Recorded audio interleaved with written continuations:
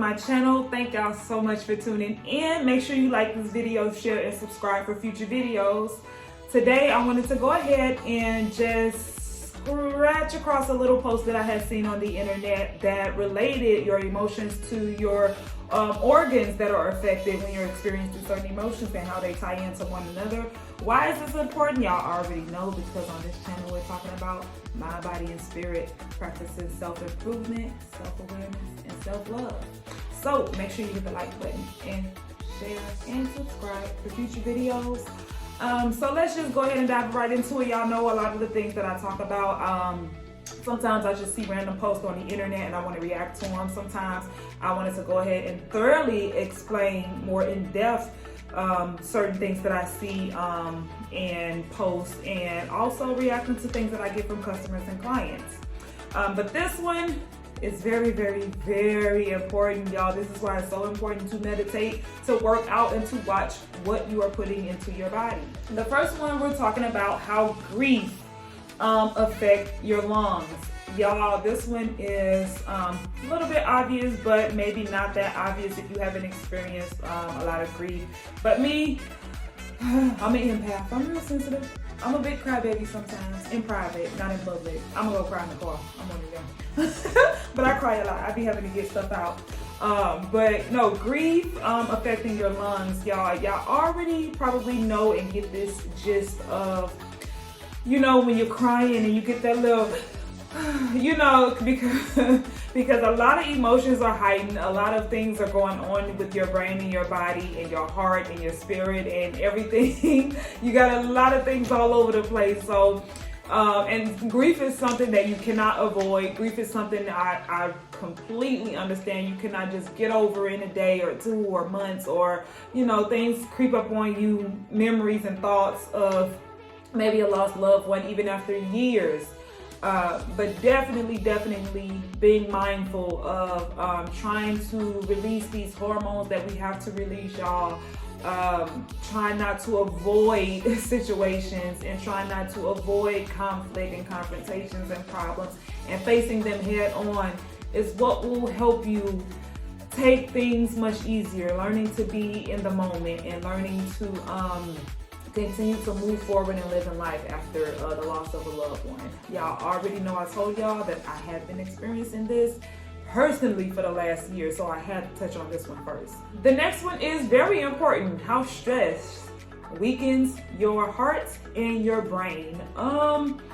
So I know it's kind of backwards, like the way I explained how grief affects your lungs, but then how stress affects your heart. Because you would think that grief affects your heart, but that's not it. A lot of the things that we feel sometimes are not going to always portray in the certain body part or organ that we're thinking. So that's why I wanted to go ahead and go through this.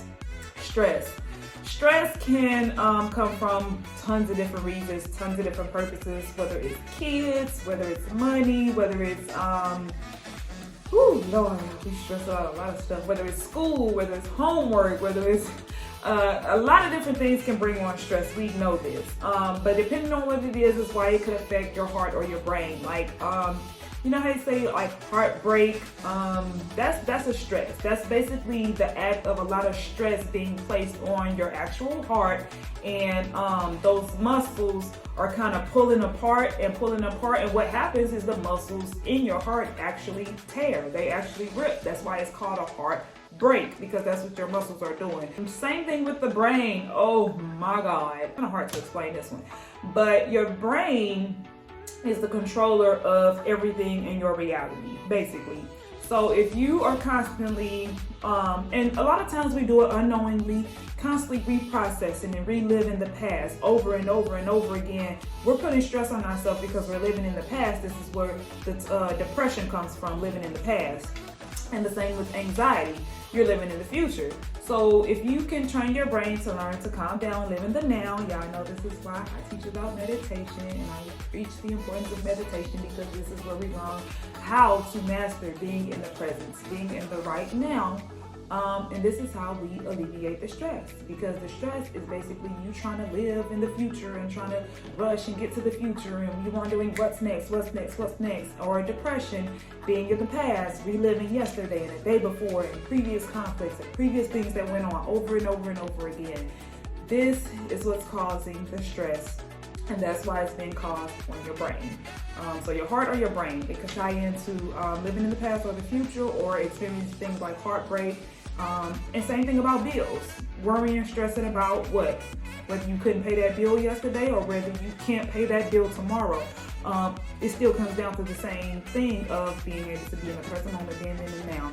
What can I do about this right now? Thinking about things like that, what can you control in this very moment, as often as you can, will help alleviate some stress of things that you cannot control. So understanding how anger weakens your liver. When you are angry, we don't tend to understand like why certain things happen. You ever be so angry and you get the feeling dizzy and lightheaded, or the excess of sweat, or when people say they get hot, your body temperature is overheating. And also when people get angry, they tend to get really angry and get headaches also.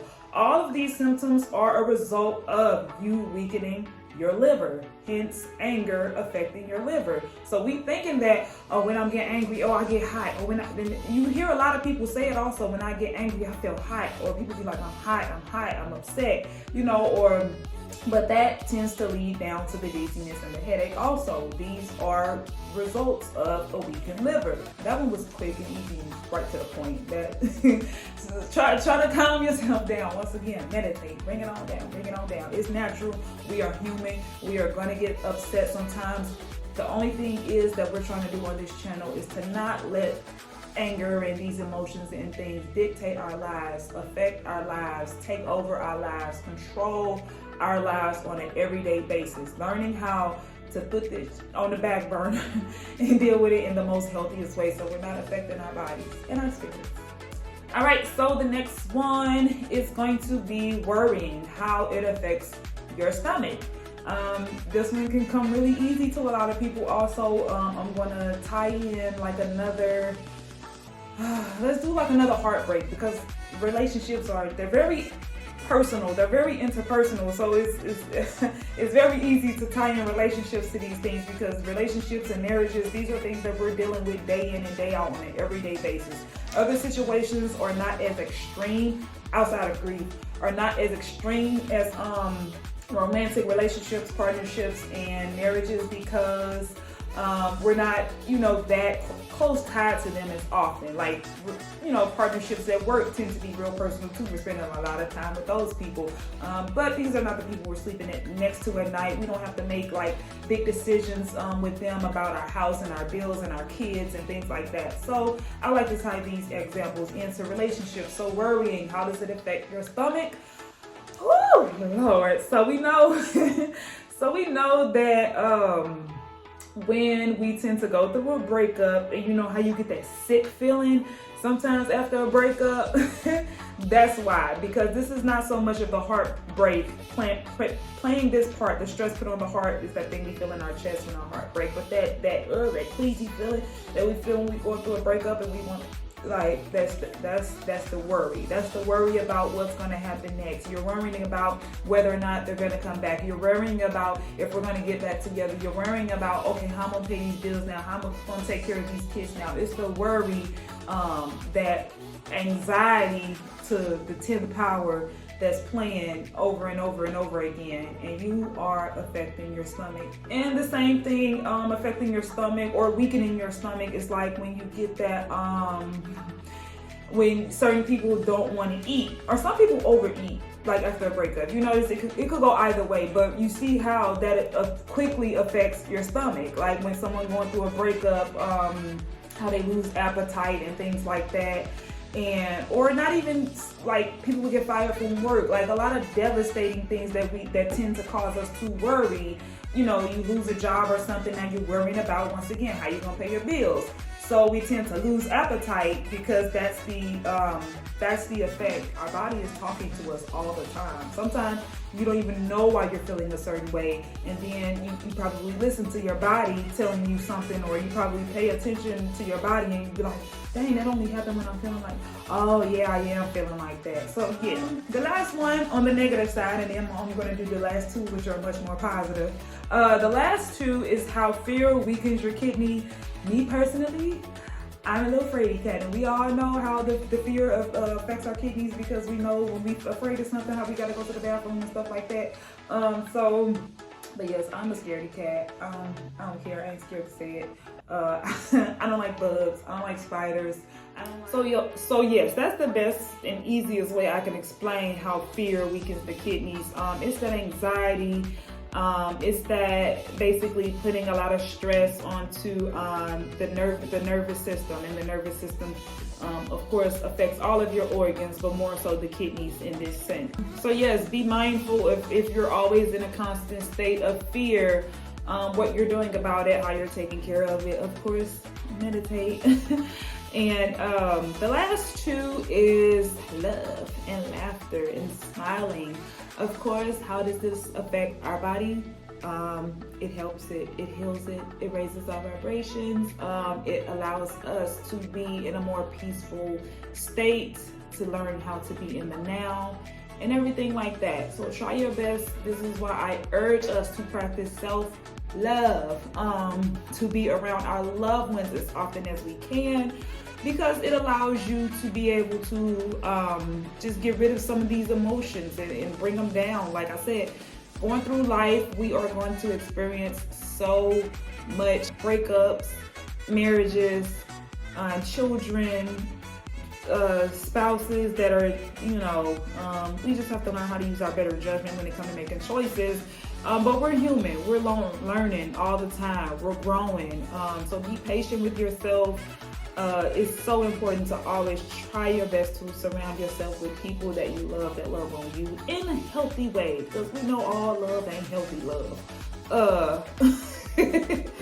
And it's messed up, because I know we can all relate to being raised in such toxic and backwards upbringings, where it's like, I whoop you because I love you. So we tend to think, we tend to get a little older and confused and carry that same ideology and that same mentality that I get a whooping because they love me, and it can turn out really, really bad. So no. So make sure you're surrounding yourself with some healthy, healed, loving love. But that's all I have for you guys today. Thank y'all so much for tuning in.